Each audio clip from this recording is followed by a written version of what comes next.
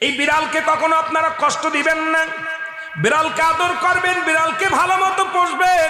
বিড়াল যদি কোনো জাতির জন্য দোয়া করে, কোনো গৃহস্থর জন্য দোয়া করে, ওই সংসারের মধ্যে উন্নতি শুরু হয়ে যায়।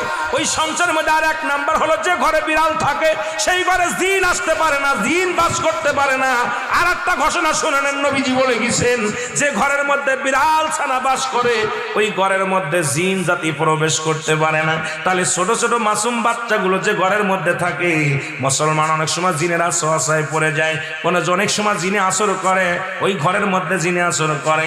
যে ঘরের মধ্যে বিড়ালকে আদর করে বিড়াল থাকে, ওই ঘরের মধ্যে বিলাই বিড়াল বিড়াল বিলাই বিলাই, এইটা যার ঘরের মধ্যে আছে এই ঘরের মধ্যে দুষ্ট জিনেরা আসতে পারে না। জোরে জোরে চিল্লায়া বলা যাবে না মারহাবা।